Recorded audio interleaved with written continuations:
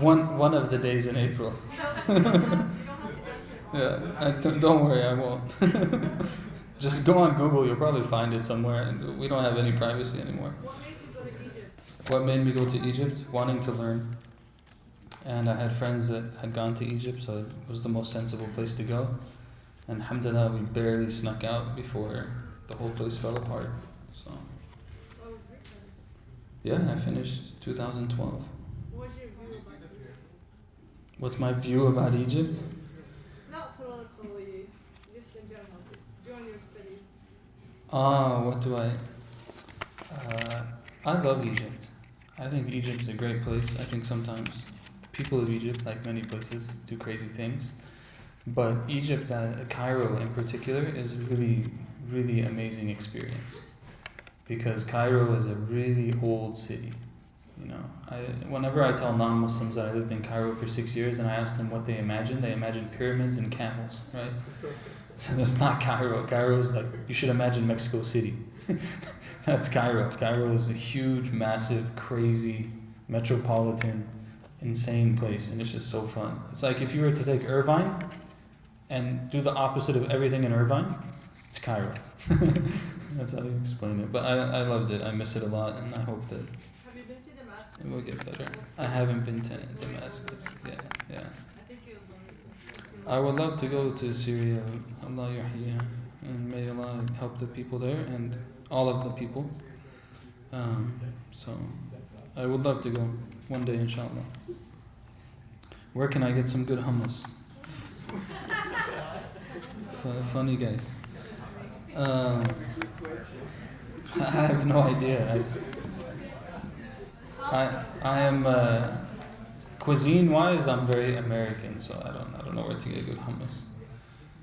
In the today in the Western world, we have Muslims who know that eating haram food is not allowed, yet they still do. How can we convince them to not eat it? The way you can convince anyone, try to talk to them and explain to them why, and have a good relationship with them, and usually it's always one of two issues. Either they don't know and understand, or they have a spiritual disease that needs to get dealt with. So you figure out which one it is and act accordingly. The extremist and takfir movements are killing a lot of Muslims and impacting the image of Islam. Do we have a duty to help educate and stop it via campaign? I'm sure there's maybe things that are packed into here, but of course, I mean, anytime people are killing other people, we have a responsibility to say something about it.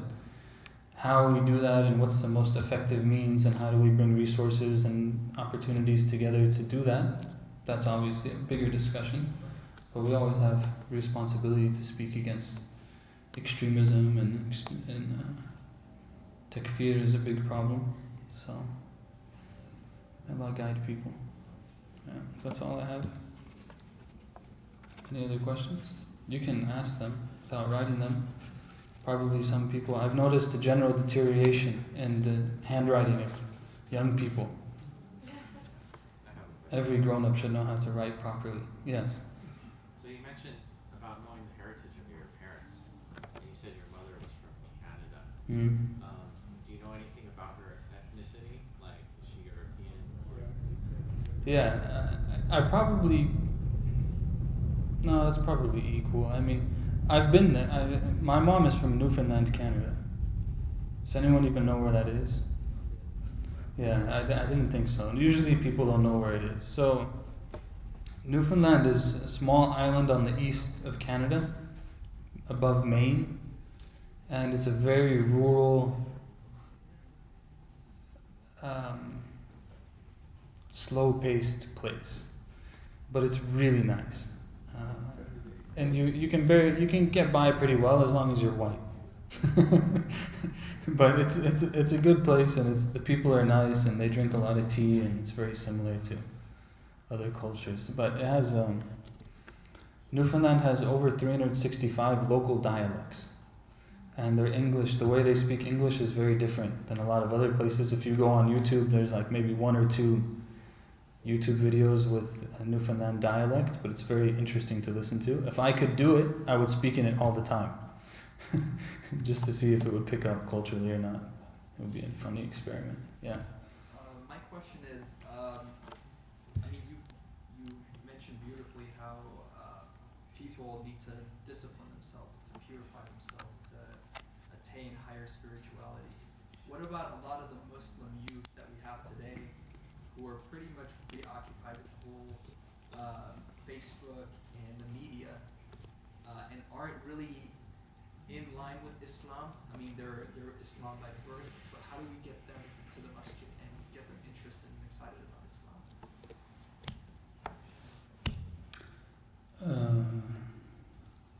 How many hours do we have?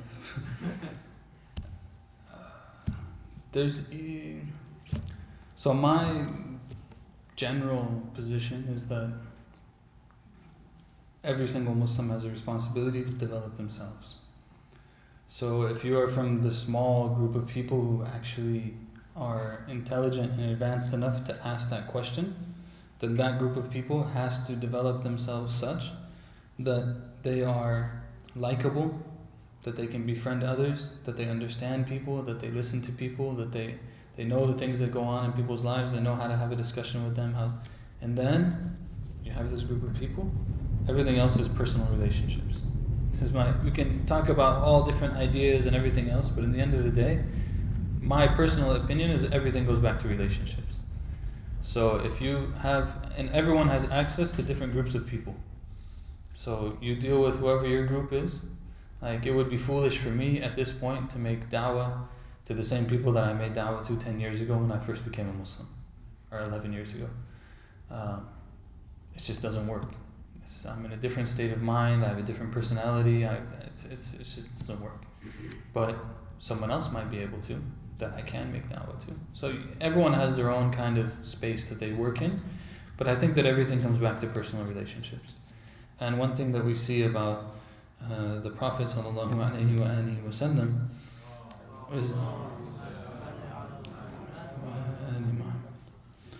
is that people loved him. People really loved him and they wanted to be around him. And when you read books of hadith, it's very interesting because you see so many narrations where he's just with people. So we were with him and this happened. We were with him and this happened. We were with him and this happened. Like, people always wanted to be around him. And I think that that's actually a quality of the believer. I don't, like obviously I come from a Sunni tradition, so I don't know if some of the hadith are shared or not. But one of the hadith that we have is المؤمن مألفة ولا خير في من لا يألف ولا يؤلف, that the believer is friendly and there's no good in the one who does not befriend and is not befriended. And that this kind of personality is the prophetic personality, and that everything works slowly with time. Nothing happens overnight. Yeah. But I think that this is one of the things that we miss. Even from the people who are making da'wah perspective, now it's very easy. Before, if we wanted to invite someone to an event, we'd have to make like a phone tree. We have this many people who can make phone calls, this is how many people we need to call, each person's going to take 3, then they're going to call 3, and you actually have to pick up the phone and call somebody and talk to them. It's a lot different than seeing an event page, or it's a lot different than seeing an email or something. So I think that these actual close connections are very important. Yes. How do you become a Muslim? Was it from your father's side, or was you just heard about Islam and you followed it? Yeah, there was a number of factors, you can say. My father and mother, they still live together. A lot of people assume whenever I tell my story that they're divorced. It's a funny kind of, Muslim thing that we do. But they're still together, and they live together, and they live nearby, and everything is fine, as fine as families usually are.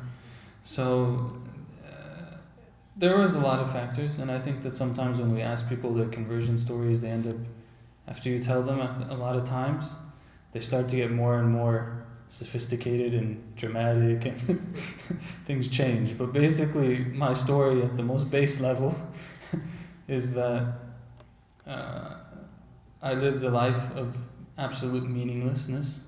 I didn't care about anyone other than myself, and I don't think that that's uncommon. And at some point, I met a number of factors changed that. The first factor was I changed the kind of music that I was listening to. And I think this was really important because I think it's actually disrespectful to oneself to listen to the radio. The radio is absolute garbage and it just ruins your brain. And so before I was a Muslim, I stopped listening to the radio, and I hated the radio because I realized that this is just a huge deception to get my money. And I also stopped watching sports. So I was kind of like a little bit hardcore. I kept playing, but I stopped watching. And so we were like, why? Why would I memorize all this stuff? It's just useless. I can't do anything with it other than have a conversation with somebody. This is where I fail now because I don't do it. But anyways, so this was one side of it, was that I changed the music that I listened to. And I was very into underground hip-hop, and underground hip-hop has a lot of themes of Islam. There's a lot of threads of Islam. People who are Muslims, different varying types of Muslims, but nonetheless Islam comes up. The second thing in that whole thing was that I met a friend who became a close friend, who grew up in circumstances much different than the ones that I grew up in. And just listening to that changed made me think about more than myself. So the story that always comes to mind is one time he was coming back from the financial aid office, and I ran into him on campus, and he just yelled out to me. He said, do you know what the poverty index is? I told him no. He said, I'm the poverty index. And so the point was like, I don't have anything. I think his family income was like 12,000 in a year or something. It was really, really low. And, mashallah, now he's doing his PhD and stuff. So he really made me think about a lot of things. That was number 2. Number 3 was reading the autobiography of Malcolm X. Yeah. It's just kind of have to read it. It's very important for Islam in America. That's number 3. Number 4 was that I started reading the Quran. So all happening simultaneously. I started reading the Quran. I had actually a copy of the Quran from a friend in high school who told me, you're a Muslim, your dad's a Muslim. Have you ever read this? And I said, no. And he said, you should read this. You should keep it. So he gave it to me in high school, and I kept it. And so when I was interested in Islam in college, that's what I read. I don't know if I ever told him that. I see him every now and then. It's English, yeah. That's number 4, I think it was. Number 5 was that I met Muslims on campus. And the Muslims on campus, I had discussions with them, and I talked to them, and I attended some events, and then I became a Muslim. Yeah. So no like crazy stories or anything. That's it. Yeah. What were you before you became Muslim? Fascinating question. What was I before I became a Muslim? Huh? I didn't hear. I wasn't supposed to. Supposed to is the operative word. I was extremely selfish and materialistic. That's basically what I was before I became a Muslim. Religion-wise, I was a professed atheist. That was my general argument. It helped me to be able to do whatever I wanted.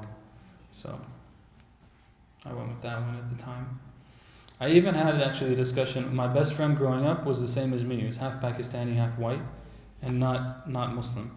And he came to me one time in high school and he told me, I've been looking into religions and stuff, and I think if any of them were true, it would be Islam. It's the closest one.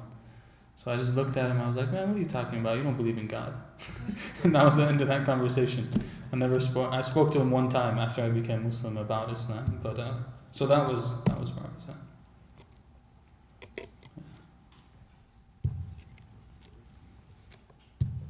Anyone else? Okay. Jazakumullah khairan. May Allah bless you and accept from all of us. And I don't know you're going to take over. Okay.